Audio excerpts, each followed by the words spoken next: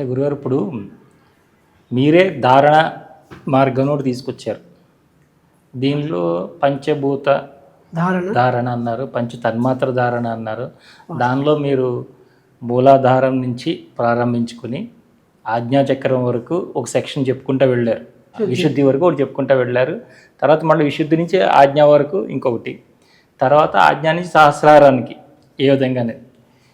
కానీ ఈ మధ్యన మళ్ళా తురియ ధ్యానం అంటున్నారు. అవును, అంటే మీ ఇంతకుముందు చేసిందంతా కాకుండా ఇది సెపరేట్గా ఒక ధ్యానమా, లేదా ఇదే ఈ మార్గం నేర్చుకుంటే మళ్ళీ ఇవన్నీ అవసరం లేదా? అసలు ఈ ధ్యానం అంటే ఏంటి?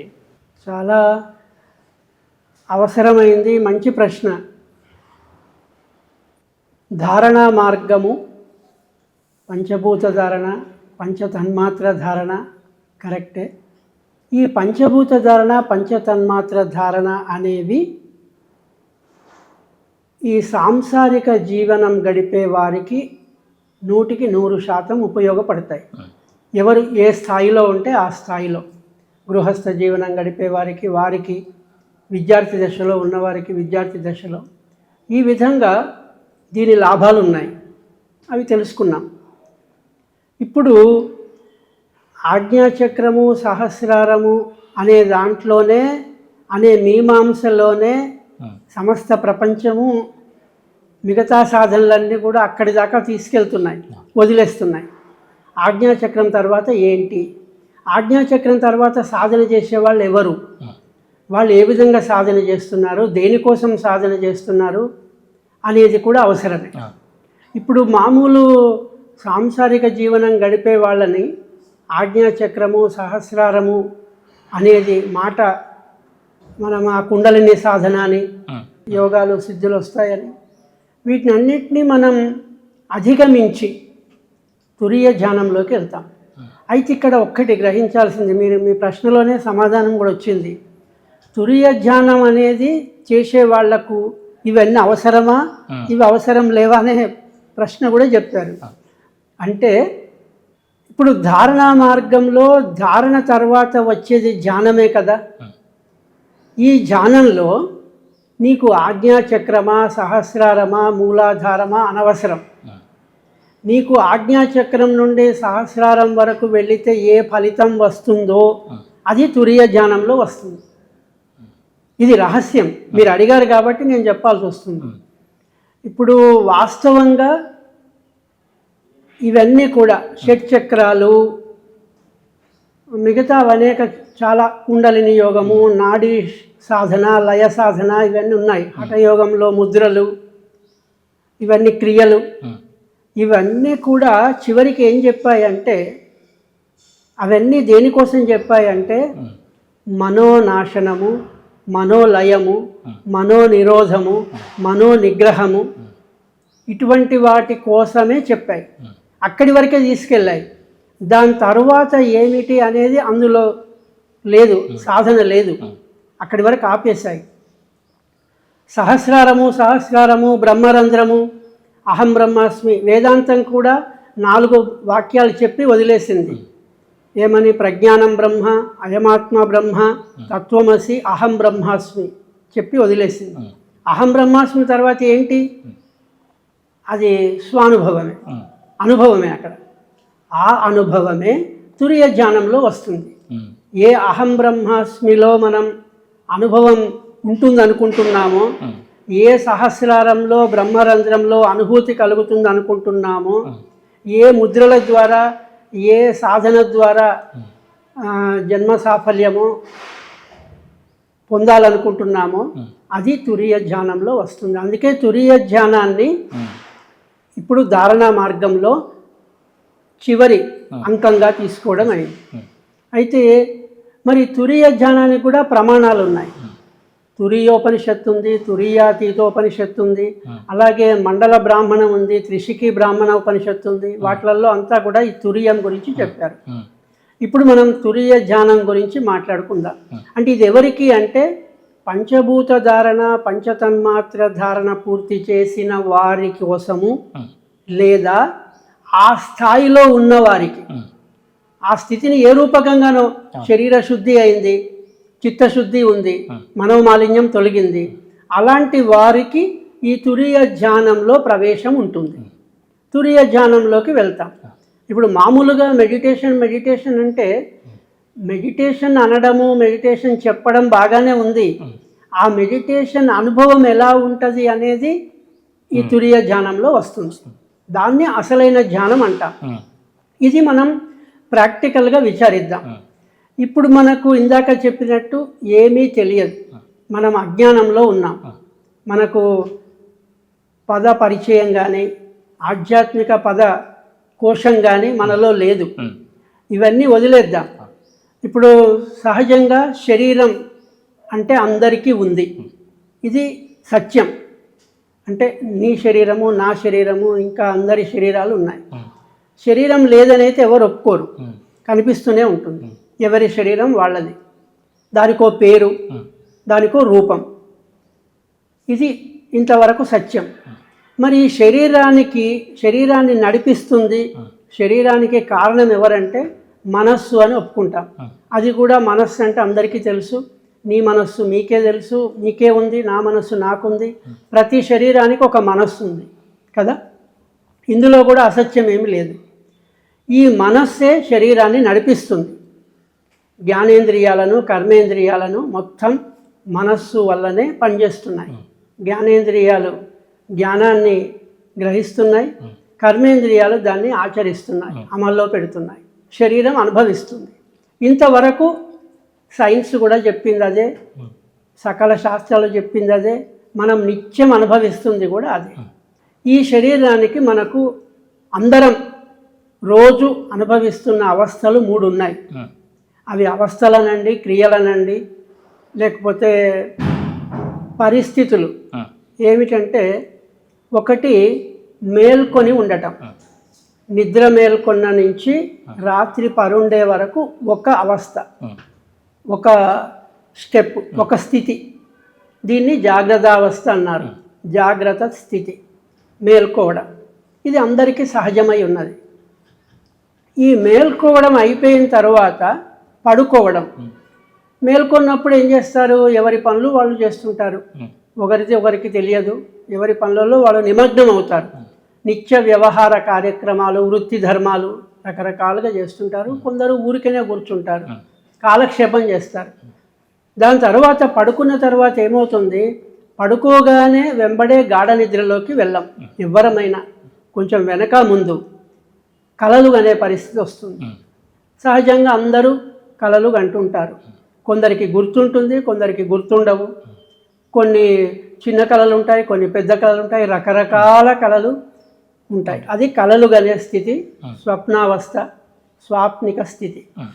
ఇది రెండవది. మూడవది గాఢ నిద్ర. గాఢ నిద్ర అందరికీ సమానమే.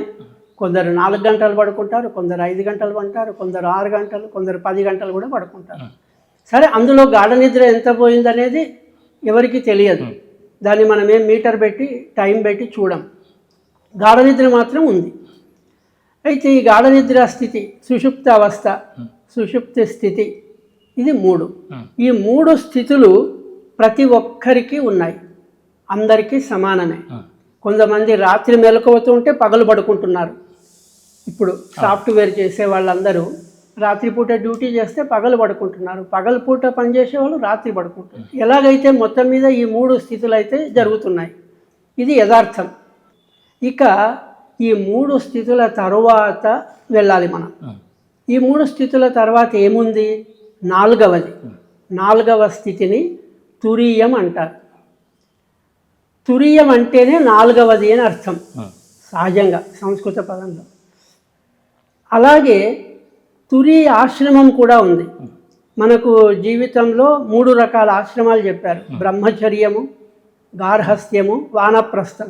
4వది తురీయాశ్రమం అంటారు, అదే సన్యాసము, యతి ఆశ్రమం. ఇక్కడ 4 ఆశ్రమాలు ఎలా చెప్పారో, బ్రహ్మచర్యము, గృహస్థము, వానప్రస్థంలో బ్రహ్మచర్యం, గృహస్థం సాంసారిక ప్రాపంచిక విషయాలకు సంబంధించింది. వానప్రస్థము తురీయాశ్రమానికి ప్రధానమైంది.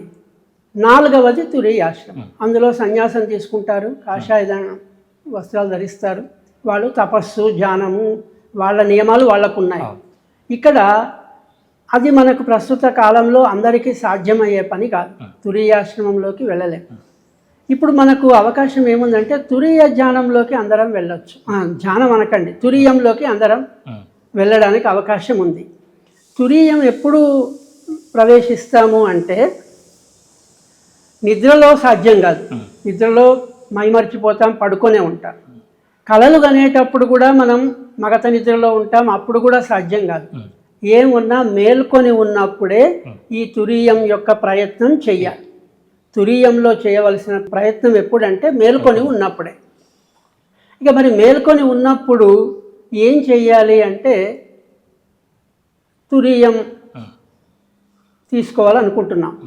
అప్పుడు మనకు గాఢ నిద్రలో ప్రపంచం కనపడదు, శరీరం కూడా కనపడదు. స్వప్నంలో ఉన్నప్పుడు కూడా ప్రపంచం కనపడదు, శరీరం కనపడదు. ఒక్క మేల్కొని ఉన్నప్పుడే నీకు బయట ప్రపంచము కనిపిస్తుంది, శరీరము కనిపిస్తుంది. తురీయం అనేది మనస్సుకు సంబంధించింది. ఇప్పుడు శరీరానికి ఇంతకంటే వేరే ఏం కోరుకోదు. మేల్కొని ఉన్నప్పుడే నాకు మంచి బట్టలు కావాలి, మంచి వాహనం కావాలి, లేదా అన్ని సుఖభోగాలన్నీ కూడా ఈ శరీరం మేల్కొని ఉన్నప్పుడే ప్రయత్నం చేస్తాం. నిద్రలో ఉన్నప్పుడు కానీ కలలు కనేటప్పుడు కానీ, కలలో కూడా అనేక సుఖాలు అనుభవిస్తారు, కష్టాలు అనుభవిస్తారు. కొన్ని చెడు స్వప్నాలని, కొన్ని మంచి స్వప్నాలని, ఇవన్నీ ఉన్నాయి. ఇప్పుడు మేల్కొని ఉన్నప్పుడే కదా నీ ప్రయత్నం అంతా. ఏది సంసారం కోసం, ప్రపంచం కోసం, శరీరం కోసం ఇవన్నీ ప్రయత్నాలు చేస్తున్నాం. ఇప్పుడు అలాగే ఈ తురీయం కూడా దేనికి సంబంధించిందంటే శరీరానికి సంబంధించింది కాదు, మనస్సుకు సంబంధించింది. ఈ మనస్సుకు సంబంధించిన తురీయాన్ని మనం అనుభవించాలంటే ముందు మనకు ప్రపంచం కనబడొద్దు, శరీరం కనబడొద్దు, నిద్ర కావద్దు, కలలు కనడం కావద్దు, మేల్కోవడం కావద్దు. నాలుగవది కావాలి. అయితే మేల్కోవడం అంటే కళ్ళు తెరిస్తే మేల్కున్నట్టు, కనుక కళ్ళు మూసుకుంటాం. ఇక స్వప్నాలు, నిద్ర అనేది పడుకుంటే వస్తుంది. మనకు చిన్నప్పటి నుంచి కళ్ళు మూసుకొని పడుకుంటే నిద్రలోకి జారుకుంటాం. అప్పుడు ఇక ఏవి ఉండవు. ఇప్పుడు పడుకోలేదు, కూర్చున్నాము, కళ్ళు మూసుకున్నాము. కళ్ళు మూసుకుంటే ఏమవుతుందంటే నీకు ప్రపంచం ఏమీ కనబడదు. నా ఎదురుగా కెమెరా ఉందా, సత్యం గారు ఉన్నారా, ఎవరున్నారా అనేది కనబడదు.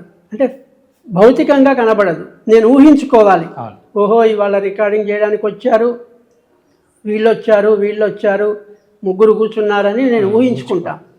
కానీ యథార్థంగా మాత్రం కళ్ళు మూసుకుంటే నా ఎదురుగా ఏమీ కనబడదు. లైటు కనబడదు, బిల్డింగ్ కనబడదు, జానప్రస్థం కనబడదు, ఏది కనబడదు. అది అయిపోయింది. తరువాత నా శరీరం కూడా కనబడదు. నేను ఏ డ్రెస్ వేసుకున్నాను, నేను ఎలా ఉన్నాను అనేది నేను కూడా, నా శరీరం కూడా నాకు కనబడదు. రెండు అయిపోయినాయి. అంటే ప్రపంచము కనబడకుండా అయింది, శరీరము కనబడకుండా అయింది. ఇక లోపల మనం కళ్ళు మూసుకొని లోపలి శరీరం చూడడానికి ప్రయత్నం చేసినాం అనుకోండి. మన శరీరం లోపల తెలుసు, కడుపు ఉంది, గుండెకాయ ఉంది, ఊపిరితిత్తులు ఉన్నాయి, మూత్రపిండాలు ఉన్నాయి, రక్తము, మలము, మాంసము ఇవన్నీ ఉన్నాయి, ఎముకలు. ఇవన్నీ కూడా మనం ఎంత ట్రై చేసి గట్టిగా కళ్ళు మూసుకొని లోపలికి చూస్తే మన శరీరం ఏమాత్రం, లోపలి శరీరం ఏమీ కనబడదు. నరాలు, కండరాలు ఏమీ కనబడవు. అంటే బయట శరీరం లేదు, లోపలి శరీరం లేదు, ప్రపంచము లేదు. ఇప్పుడు ఎవరున్నారు? ఇక మనం ఒక్కరమే ఉన్నాం, అంతే కదా. ఇప్పుడు ప్రపంచం కనిపిస్తుంటే ప్రపంచంతో సంబంధాలు ఉంటాయి. ఇప్పుడు నేను నీకు కనిపిస్తున్నా కాబట్టి నువ్వెవరు, నీ పేరేమిటి, నువ్వు ఎక్కడుంటావు, ఎప్పుడు వచ్చావు, ఎప్పుడు వెళ్తావు, ఇదంతా చరిత్ర తయారవుతుంది. కనిపిస్తులేరు, సమస్య ఉంది, ఎవరున్నారో తెలియదు. అట్లాగే శరీరం కూడా కనిపిస్తే దీనికి భార్య, పిల్లలు, ఇల్లు, అడ్రస్సు ఇవన్నీ వస్తాయి, డ్రెస్సులు, ఆభరణాలు ఇవన్నీ. లోపలి శరీరం అంటే మన కళ్ళకు ఏముందంటే బయటకు చూడగలదు కానీ లోపలికి చూడలేదు. కనుక శరీరము, జ్ఞానేంద్రియాలు, కర్మేంద్రియాలు ఏవీ లేవు. ఇప్పుడు ఒకరమే ఉన్నాం. మనమే ఉన్నాం. ఎవరు కళ్ళు మూసుకుంటే వాళ్ళే ఉన్నారు. అంతకంటే వేరే ఏది లేదు. దాన్నే మనస్సు అంటావా, ఆత్మ అంటావా, ఆనందం అంటావా, ఏమంటావో అదే ఉంది. ఇప్పుడు మనం తురియ జ్ఞానంలో ప్రవేశించినట్టు లెక్క. అనుభవంగా ఇంకా రాలేదు, ఓన్లీ ప్రవేశించాం. నేను ఒక్కడినే ఉన్నాను. ఇప్పుడు నేనెవరిని అంటే నేనెవడను అనే ప్రశ్న ఇక్కడ మొదలవుతుంది, ఇప్పుడు మొదలవుతుంది. నేను ఎవరిని అంటే ఏమంటావు? నేను విఠల శర్మను అన్నాను అనుకోండి. విఠల శర్మ రూపము, ఆకారము, దేహం ఇవన్నీ ఉంటాయి, కానీ లోపల ఇవి లేవు. ఆల్రెడీ శరీరం మనం దాటేసి వచ్చాం లోపలికి. అక్కడ విఠల శర్మ పేరు కూడా ఎవరు గుర్తుపట్టరు. అక్కడ చిమ్మ చీకట్లో ఎవరు లేని దగ్గర నువ్వు నేను విఠల శర్మని అన్నా కూడా గుర్తుపట్టే వాళ్ళు ఎవరు లేరు. అంటే ఈ ప్రపంచంలో ఏ చైతన్యం అంతా వ్యాపించి ఉందో, ఏ శక్తివంతంగా ఉందో, ఏది ఆనందాన్ని ఇస్తుందో ఆ వస్తువు మాత్రమే ఉంది. అదే అంతరాత్మ స్వరూపంగా ఉంది. దానికి అంత చైతన్యం ఉంది. బయట ప్రపంచంలో వ్యాపించి ఉన్న పరమాత్మ చైతన్య శక్తి ఆనంద స్వరూపంగా ఏది ఉందో అదే ఉంది, అంతరాత్మగా ఉంది. ఇప్పుడు దానికి చిన్న ఉదాహరణ తీసుకుందాం, ఎలా ఉంది అనడానికి. ఇప్పుడు లోపల ఎవరు లేరని, ఏమీ లేదని తెలిసిపోయింది. ఒకటి మాత్రమే ఉంది, శరీరం లేదు, ప్రపంచము లేదు. ప్రపంచము లేనప్పుడు ప్రపంచమంతా ఏముందంటే అణువణువున సర్వాంతర్యామి ఉన్నాడనేది మాత్రం ఖచ్చితంగా ఉంది. శరీరం లోపల అంతరాత్మ స్వరూపంగా అదే ఉందని ఉంది. ఇప్పుడు నీకు ఇది అది కలిసిపోలే. ఇక్కడ ఏమీ లేదు, ఒకటే ఉంది. అంటే ఇదంతా కళ్ళు మూసుకొని ఉన్నవాడి అనుభూతి చెప్తున్నా. ఇక్కడ ఉన్నది ఏం లేదు, అదే ఇక్కడ అయిపోయింది. ఇప్పుడు నీళ్ల కుండ చెరువులో పెట్టాం, లేక నదిలోనో చెరువులోనో పెట్టాం. కుండ పగిలింది, ఆ నీళ్ళలో కలిసిపోయినాయి. కుండ ఉన్నంతసేపు కుండలో నీళ్లు వేరు, చెరువులో నీళ్లు వేరు. ఎప్పుడైతే కుండ పగిలిందో అప్పుడు ఈ నీళ్ళే చెరువులు, ఆ నీళ్ళు ఒకటే అయిపోయాయి. ఇప్పుడు మనకు తురియ ధ్యానంలో ప్రవేశించాము, కళ్ళు మూసుకొని కూర్చున్నాము. ఇప్పుడు శరీరం లేదు అంటే, లేదు అంటే కనబడుట లేదు, సంబంధం లేదు. ఎప్పుడైతే కనబడదో అప్పుడు సంబంధం ఉండదు. కనబడితే సంబంధం, కనబడలేదు కాబట్టి సంబంధం లేదు. ఈ సంబంధం లేనప్పుడు ఇదంతా శూన్యమైంది, ఎంటీ అయింది. బయట ఉన్నదంతా కూడా ఎంటీగానే ఉంది. ఇది అది ఒకటే కదా, తేడా లేదు.